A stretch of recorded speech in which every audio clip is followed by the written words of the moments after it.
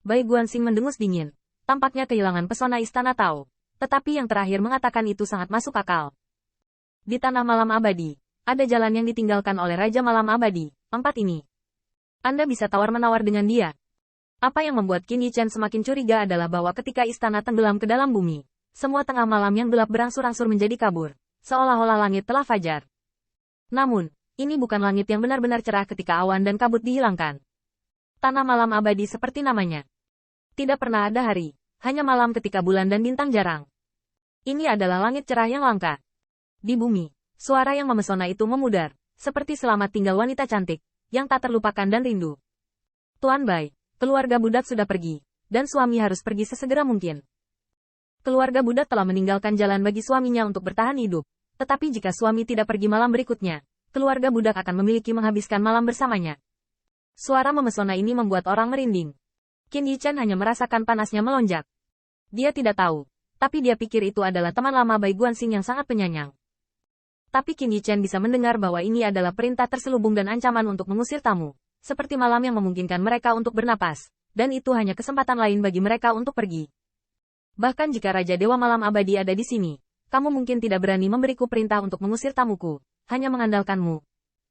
Bai Guanxing tampak lebih marah, wajahnya muram. Meskipun malam turun, mata putih dan birunya menjadi lebih dingin dan lebih dingin. Hei, sudah subuh. Di Tanah Malam Abadi, langit biru dan matahari putih, bahkan jarang di malam hari, akhirnya bisa membuat orang bernafas lega. Namun, begitu Mu Ciyu keluar dari borgolnya, dia dipukul mundur oleh leluhur bayi berdarah itu. Hanya kamu yang terlalu banyak bicara. Setelah mengalahkan Mu Ciyu, leluhur bayi berdarah memandang Bai Guanxing, agak ragu-ragu, dan memutuskan untuk membujuk. Tuan, keempat orang itu tidak mudah dihadapi, dan pelacur itu benar. Bagaimanapun, ini adalah Dewa Malam Abadi. Wilayah Raja, mereka menempati tanah dengan cara Raja Dewa, jika kita tidak pergi. Petik 2.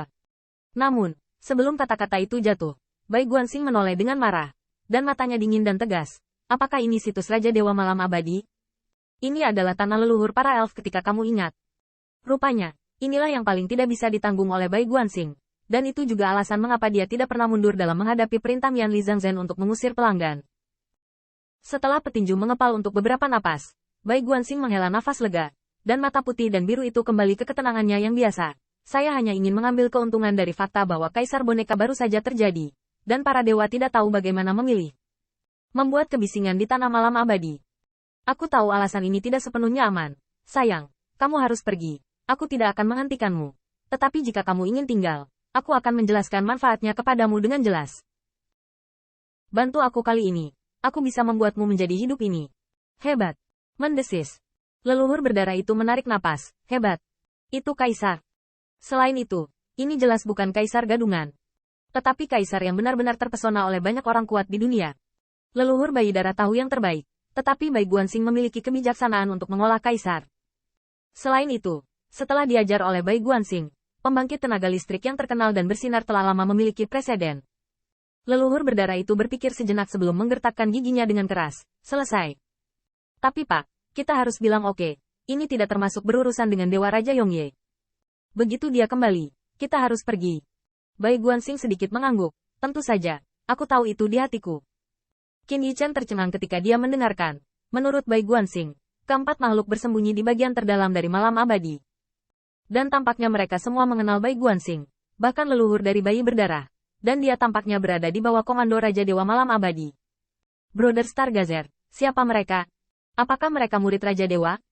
Bai Guanxing terdiam sesaat sebelum menganggukkan kepalanya dan berkata, itu di bawah komando Raja Dewa, dan kekuatannya tidak lemah. Dan kamu telah mendengar bahwa mereka memiliki tempat yang bagus di sini. Pertempuran ini tidak mudah. Leluhur berdarah itu menamparkan bibirnya. Itu tidak memanfaatkan tanah, dan kekuatannya lebih kuat dariku. Nak, pikirkan dengan jernih. Apakah kamu ingin membujuknya? Seolah-olah kesempatan kaisar sangat menggoda. Leluhur bayi berdarah tahu bahwa itu bukan kesempatan untuk apa-apa, tetapi takdir untuk bertarung. Bai Guanxing akan mencoba yang terbaik untuk membuat semua orang di sekitarnya menang-menang. Tapi dia tidak akan pernah membuat bisnis merugi. Tapi Qin Yichen terkejut mendengar bahwa, bahkan jika tidak ada jalan besar yang ditinggalkan oleh Eternal Night God King, 4 kekuatan yang ada bukanlah nenek moyang dari transfusi darah. Belum lagi keuntungan geografis. Apalagi masih ada 4 Qin Yichen melirik pengamat bintang putih. Tetapi pada akhirnya dia tidak mengatakan sepatah kata pun. Karena yang terakhir sudah menjelaskan bahwa ini adalah tanah leluhur para elf. Kali ini, Bai Guanxing sebenarnya ingin mengambil kembali wilayah elf dari Dewa Malam Abadi. Apalagi, dia masih memanfaatkan keterlibatan Kaisar Boneka dalam kontrak surga. Raja para dewa ragu-ragu tentang Bai Guanxing yang bisa menangani dengan kontrak surga ini akan menjadi saat yang tepat untuk membunuh secara langsung. Yao Yuekong bahkan langsung berkata, saya mendengarkan Brother Stargazer. Kamu. Leluhur berdarah itu menunjuk Yao Yuekong dan Qin Yichen dengan jari-jarinya berkedut. Tetapi dia tidak bisa menahannya. Pada akhirnya, dia hanya bisa menyeringai dan tidak bisa menghindarinya. Jadi dia ingin berpikir lebih baik. Ketika Lao Su menjadi kaisar, aku harus mengambil putra Dijun yang berharga dan mengambil beberapa darah untuk dicicipi. Bai Guanxing melepaskan Putri Wenxing dari kerumunan, dan Mu Qiyu memandangi langit malam yang berkabut, merasakan napas panjang lega, seolah-olah dia telah melarikan diri ke langit. Tapi Mu Qiyu bisa merasakan bahwa suasana saat ini sangat salah, dan putra Bai Ze sangat kesal, yang membuatnya tidak berani menghirup suasana, jadi dia hanya bisa berpura-pura melihat-lihat pemandangan. Tetapi setelah beberapa saat, dia melihat Mu Qiyu gemetar hebat, dan tidak bisa menahan diri untuk tidak berseru. Itu adalah pohon suci legendaris.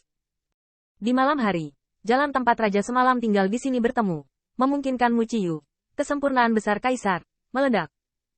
Dia tiba-tiba melihat bahwa itu tampaknya berada di ujung gunung dan hutan yang tak terhitung jumlahnya, berdiri tegak dengan simpul legendaris. Pohon suci dari buah jalan. Lalu, apakah itu benar-benar pohon suci yang legendaris? Menurut legenda, itu dapat memelihara buah dao besar, dan bahkan ada buah Kaisar Cheng. Murid-murid istana kayu semuanya menarik perhatian. Tetapi sebelum mereka berseru, mereka dipuji oleh leluhur bayi berdarah itu sendiri. Giliranmu untuk berbicara. Meskipun leluhur berdarah itu sangat kasar, dia tidak menyangkal kelompok Mu Qiyu. Bahkan sejak di Yongye Cheng, ketika dia mendengar dua istana membicarakannya, leluhur berdarah itu menebaknya. Pohon suci legendaris ini, leluhur bayi darah secara alami tahu bahwa dia menghina pada saat itu, hanya mengenai dua istana. Tetapi sebenarnya pohon suci itu benar-benar ada. Jika tidak, itu tidak berdasar, dan tidak akan membiarkan begitu banyak tahun terbuang. Dan makanan ringan. Mati. Itu pohon elf. Pada saat ini, suara dingin Bai Guanxing bergema, dan Mu Qiyu yang menggosok pantatnya terkejut. Pohon peri,